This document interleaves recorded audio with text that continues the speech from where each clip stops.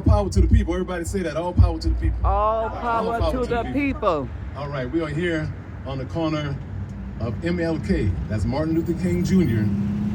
and Crenshaw Malcolm X corridor, right?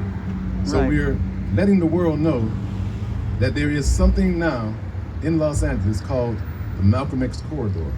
Some people might say Malcolm X way. Whatever you say, you gotta say Malcolm X. It's here to stay. It took 30 years to do it, but it's finally done. Let's give a round of applause to Heather Hutt and others who helped.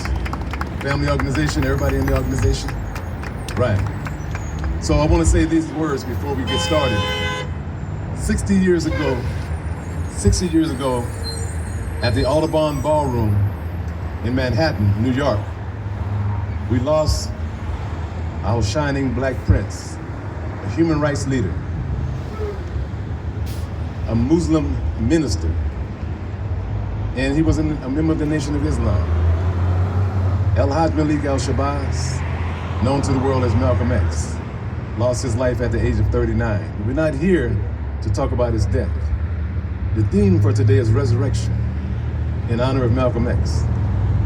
And we're gonna show this community something that they should be proud of. Most importantly today, if you look around, there are young people today, high school students, who may not have known much about Minister Malcolm, but who are now coming into the knowledge and understanding of what he was about. Many of them are having some of the same challenges in their lives that he had in his life. As we welcome some more of our revolutionary brothers and sisters to the event today.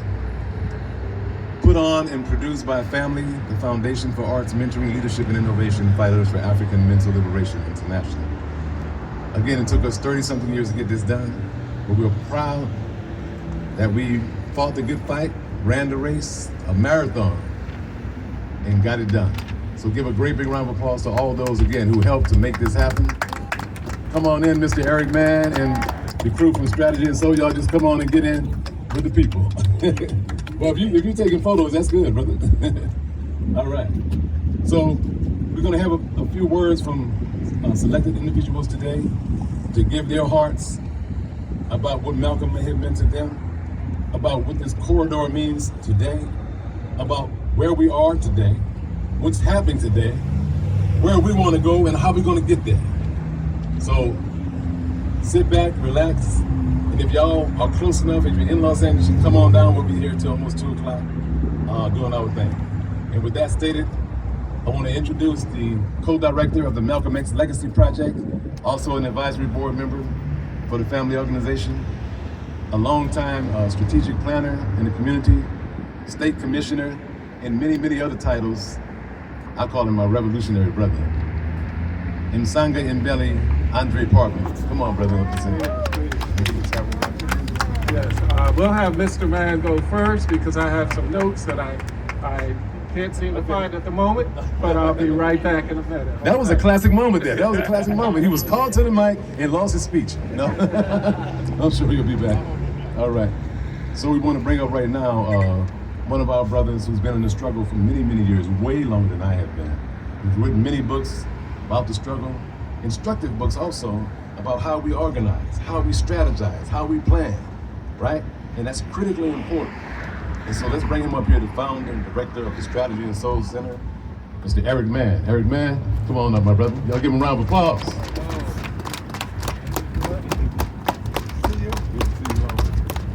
Very clever move, put me up here. Right away. I know you guys scared. I don't have my speech, so here's Eric. Hi, everybody. It's an honor to be here. We love family and the work you've done around Malcolm X's work. One thing I think is very important about Malcolm X is that the system always wanted to make it look like, well, who's Malcolm X? First thing they want to say is he doesn't like white people. And that was obviously an effort to isolate him. And he said, I have nothing against white people. I have something against how white people are in the United States. I'm against how they act, how they hurt black people. That's why I'm against them. And I'm not for against white people that want to help black people. So that was not understood. He would go to white colleges, like he went to Cornell, and I was involved in the first fight to get black students into Cornell. And when he got there, he said, the only question I want you to ask is, how can I help black people? And so people stood up and said, how can I help black people? Because that's the question he told them to say. And he said, well, could you please organize white people to support the black movement? The point I'm making is how the system trivializes the black mind to think that black people only think about black things instead of thinking that black people think around the world from a black perspective. Black people think about Asia, they think about Moors, they think about dance, they think about film, but they do it as we do it from what we call an Afrocentric point of view. So it's a mindset. Yuri Kuchiyama, who was Malcolm's closest friend, was Asian, and she was there when he died. And I was at Malcolm X's funeral. Can you imagine that? Wow. I was with the Congress of Racial Equality, the civil rights, the so-called black militants, which they were and we were. I'm a Jew, but I was in CORE. I was one of the only white field secretaries with CORE. So when Malcolm was killed, there was, of course, this enormous event in Harlem. And Ossie Davis gave that beautiful speech. So the thing I said the other day is, and I was thinking about it again, if you ask anybody, Asian, black, white, Latino, what's the book that changed your life? They'll say the autobiography of Malcolm X. So I want to thank you. You know, I love being part of this team. I super support the work you're doing. We're right across the street, Strategy and Soul Movement Center, Strategy and Soul Film Theater, Strategy and Soul Bookstore. And one more thing, if I could just say that Channing and I were co-directors of everything. And we built Strategy and Soul with a vision. And we built it with the vision of reparations. That's to say that enormous repair needs to be done because of the harm every single day done to black children. And you can't just repair it by asking the government to give you some money, which is not to say we don't want them, but you repair it by telling black children they're beautiful, telling black children they have a phenomenal history they should be proud of. Go read those books, go see those films, work with family, because you're being told in such a negative way, and yet you're young, gifted, and black. Teach. Thank you. Yes, sir. All right, thank you, Mr. Eric Mann, Strategy and Soul Center. Oh, yes, please, ladies first. You lost your spot, no? To the back of the bus. Move your meat, you lose your seat. I will always yield to Andre. I will always yield. I know you would, but since I told her, we're saving him for last. Anyway, thank you, Mr. Eric Mann, your brother Eric Mann. So now you know about the Strategy and Soul Center. There's a lot going on in the community, and it's important for us to know what's happening, right? All power to the people. And so I want to bring up now a sister who's been on the front lines for many, many years. For 6 years, she led the neighborhood council, ECWA, and she's a community organizer. She's a events coordinator, and she's just a beautiful, beautiful queen. Let's bring her up, Sister Gina Fields. Gina, come on. Yay, Gina! Thank you so much, Torre. And I'm just so honored to be out here with everybody today. I want to echo what Eric Mann said. Read the autobiography of Malcolm X if you have not. That's definitely for the young ones here who maybe haven't read it yet. It is life-changing. It changed my life. It will change yours. The autobiography of Malcolm X. And now, I grew up in this neighborhood. I grew up in Baldwin Village, and I went to Audubon Middle School over here.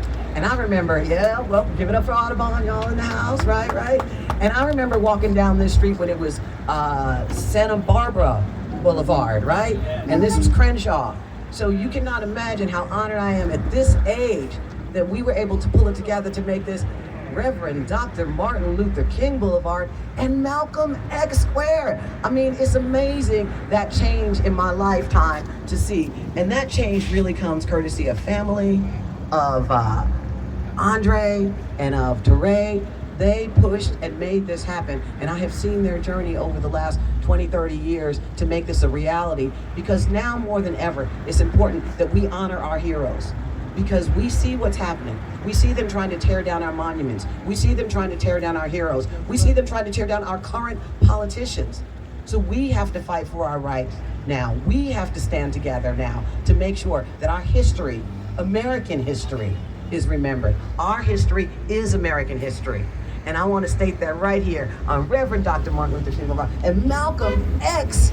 Y'all worked so hard to make this Malcolm X Square, and I'm so excited to be able to have seen the journey, be a part of the journey, and thank you to Councilmember Heather Hutt for supporting it, but really, really thank you to family, thank you to Andre Parvenu, and thank you to Teray Brandon Reese for making this happen for us, because once we're here, once we name these streets, we cannot be forgotten. We cannot be removed. We are American history. And this sets it in stone. This sets it in our streets. This sets it in our hearts. So thank you all, and thank you to family for making this happen.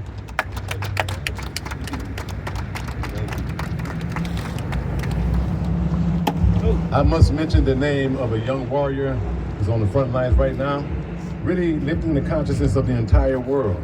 His name is Ibrahim Traoré, Oh yes. leader of Burkina Faso, Oh yes. in the lineage of Patrice Lumumba, of Thomas Sankara, and many others who preceded him. And so we want to put our arms around him, we want to pray for him, and we want him to stay healthy and stay alive and continue to build and have a United States of Africa, right? Is that all right? Yes, it is. And with that stated, I want to bring up my brother in struggle for many, many, many years. I introduced him earlier, but his speech wasn't ready. I think